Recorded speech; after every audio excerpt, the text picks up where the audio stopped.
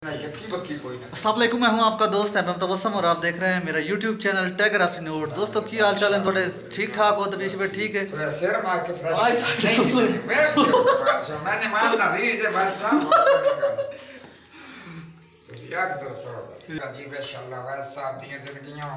इजाज़ मीर ज़ादा साहब आए साढ़े दफ्तर ते उन्होंने को टक्कर गए मोहम्मद खान वैद साहब ते कुछ इन्हों के पीढ़ियों के बारे दसन लगे सी, मैं आखिर क्यों ना इस जड़ा है अहम लम्हा कैच कर लिया जाए वीडियो के थ्रू थोड़े दोस्तों नाल भी शेयर किया जाए।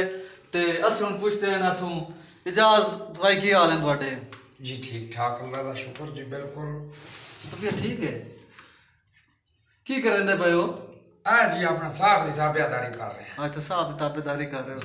अच्छा ये है वैंस है तो वैंस के बारे तुहानू कोई पता वैंस बिरादरी का या कोई होंदा ना कि पीढ़ियां के बारे च बड़ा इल्म होंदा है मीरजादियां कोल? जी जी ते तुसी दसो भई की तुसी मतलब कुछ जानते हो वैंस बिरादरी के बारे? अल्लाह के हुक्म ना सब कुछ जानते हैं। जितों जाके ये परदे नो मुन दूजे नंबर ते वैस पाक अरब शरीफ के जात मुसलमान एक राजा कौम है जनाब, एक वैस कौम नो ये अरब शरीफ दी जात मुसलमान नो मत्तू शलख दी औलाद है। मत्तू शलख अखनूक दा है, अखनूक अदरीस दा है, अदरीस मालजाल दा है, मालजाल किनान दा है, किनान अनोश दा है, अनोश शीश दा है, ते शीश आदम अलैहिस्सलाम दा है। अच्छा ये वैस जाके जी मत्तू शलख नु रलदे नो ते बकाया जेड़ा मत्तू शलख तो थल्ले वो शजरा मेरे को मौजूद है। वो जदों तुसी आखो मेरे को लिखियो 350 नस्ल दी कौम दा शजरा। अच्छा ते वो मैं लैके हाजिर हो जा जनाब नो भी दस दसा ते पिछे वैस साहब दा मैं ये लिखिया अल्लाह मेरे बादशाह दी मैं जिंदगी होने मैं लिखिया अलफ अल्लाह खालिक मालिक जी जेड़ा कुल दे उत्ते राज़िक नबी मुहम्मद सरवर आलम दिती ये नूर दी चादर अली हैदर सफदर शेर बबरनर होया शीश बहादुर जी खैबर वाले किले दी जोश चपट गिरारी।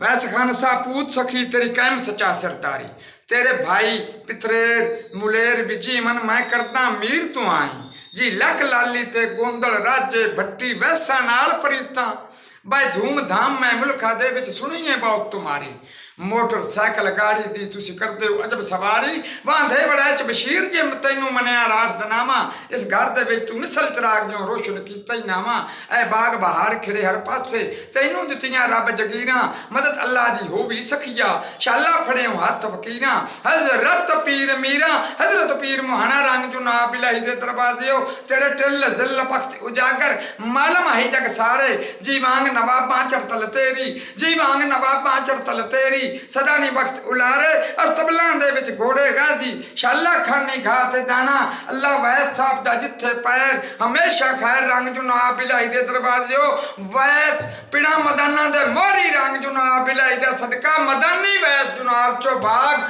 तारीखी कौम वैसां दी दिल्ली उत्ते 4 पेड़े वैसां दे रंग जुना बिलाई दा सदका इज़्ज़त शावत जिल्लम।